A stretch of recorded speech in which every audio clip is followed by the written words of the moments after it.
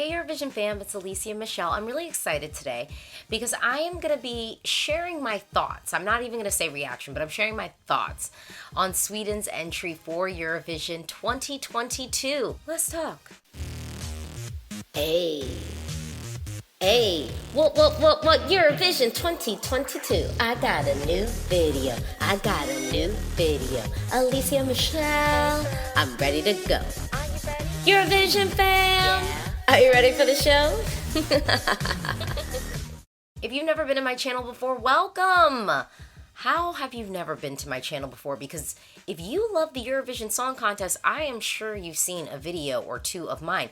If you would, please consider liking this video and please consider giving this video a subscribe. If you love Eurovision, all the videos I got are Eurovision related, so buckle up. Consider giving this video a subscribe. Well, so we're gonna do this reaction, but I mean, as folks know, I watched Semi 1 of Melody Festival, and so I saw the performance then.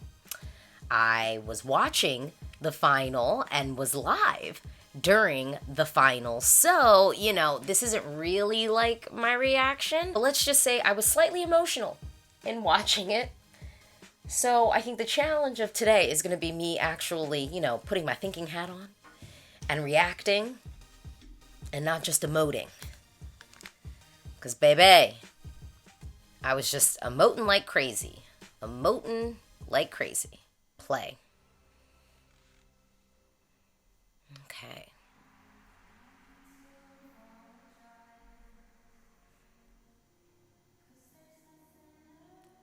Yeah, I don't know if I'm going to make it. I already want to cry. Oh, my God. Oh, my gosh, I already want to cry. Okay, let me stop. I need to stop. I need to get out of this.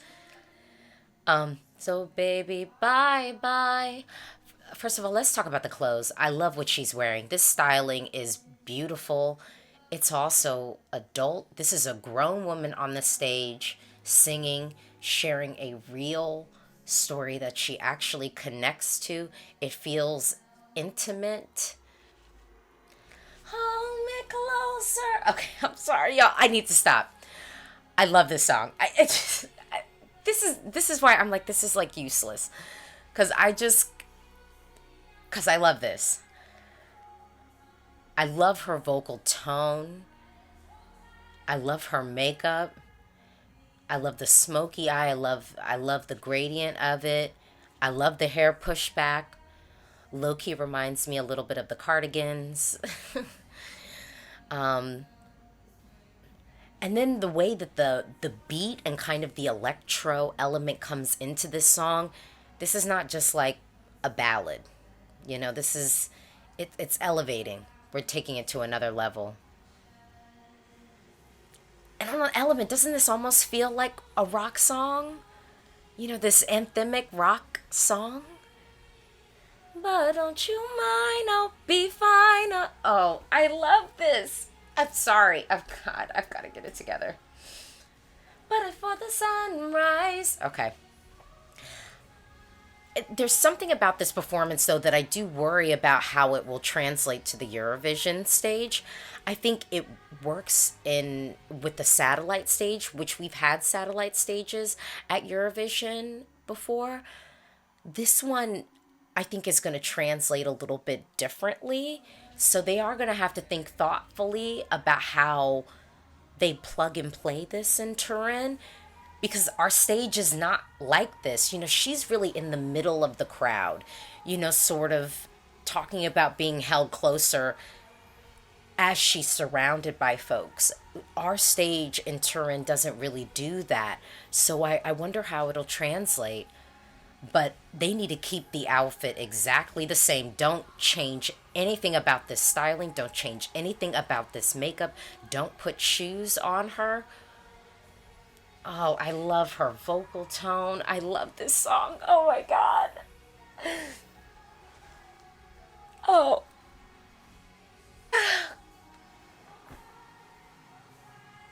Oh, my God. I'm so sorry, y'all. Oh, no. So I talked about this throughout. They really need to change nothing about the styling. Her hair is great. The makeup is great. The outfit is great. do not change anything. We don't need red pants. We don't need green pants. We don't need blue pants. We don't need to put her in white. I'm fine with the black slacks. With our bedazzled. Okay, y'all, I pulled myself together. The styling for this is impeccable. We don't need to change the styling for this entry at all. They can really pick that up. Now let's talk about the staging. I loved the staging that they had at Melody Festival, and I am concerned about how they're going to pick it up and do it in Turin. So much of this performance, I think, is based off of that sort of satellite stage effect, where she really is in the middle and in the midst of the crowd. And typically at Eurovision, we kind of have something like that. But this year, we don't.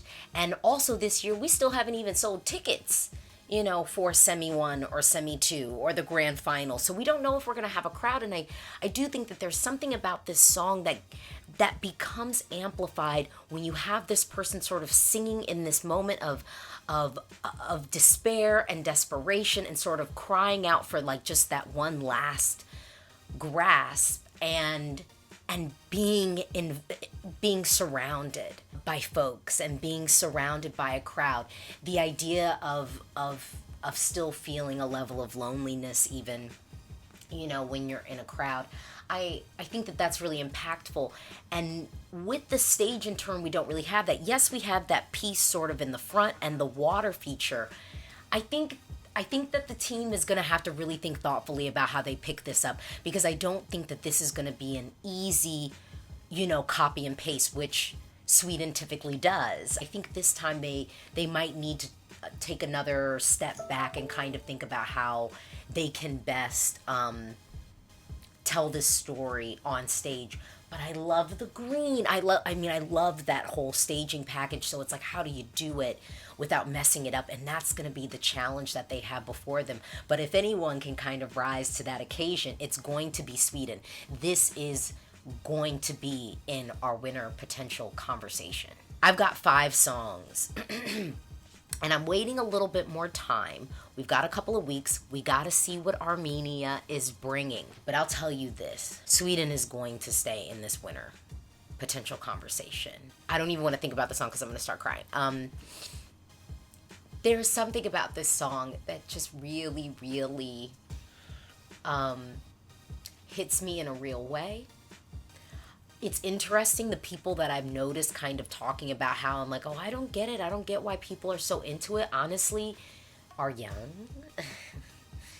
You're young. So I think the concept of the song is something you probably perhaps have not experienced yet. I'm not just saying that as like, oh, you're young, you don't get it. But like, I too was once young. And I would have liked this song and connected with it probably, but I think given life experience, I probably connect to it deeper, having lived it, not just, more than once, sort of feeling the lyrics and the story that this song is saying. I think there's going to be a lot of people at home who listen to it and just hear the authenticity in it.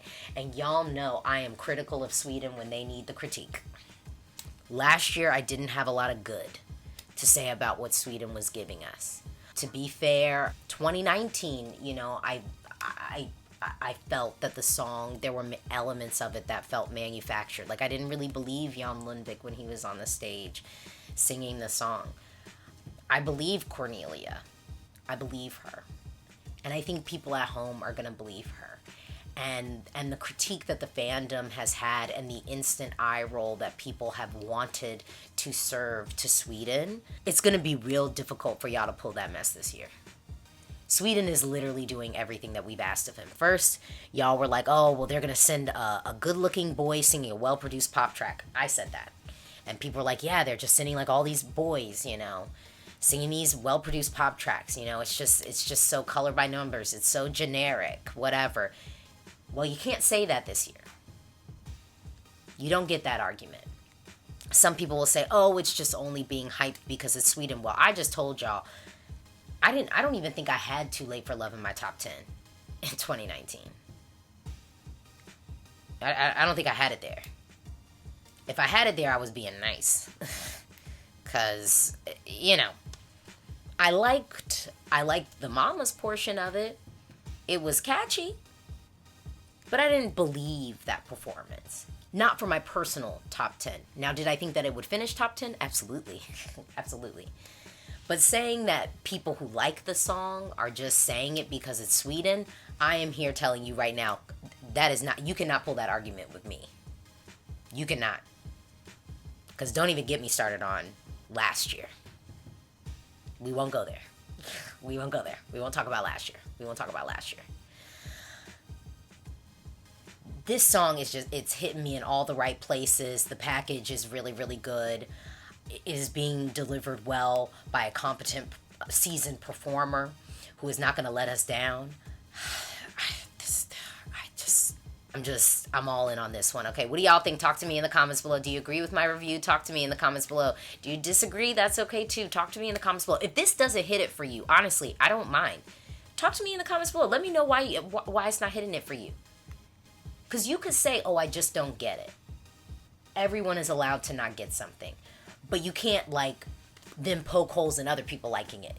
You know what I mean? We don't have to like the same things.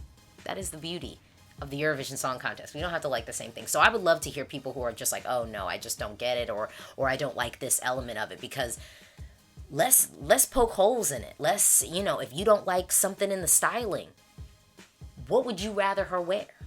If you don't like the staging, what would you rather see from the staging? Let's get critical over here. Let's come up with recommendations and ideas to make this entry great. It feels great to me. It feels great to me, but it might not to you. Talk to me in the comments below. This is a conversation. And don't forget to like this video and subscribe. I have so much content coming for you. Are you ready for Eurovision 2022? I don't know if I'm ready. I'm hyped for it. I don't know if I'm ready. We gotta get ready. Bye.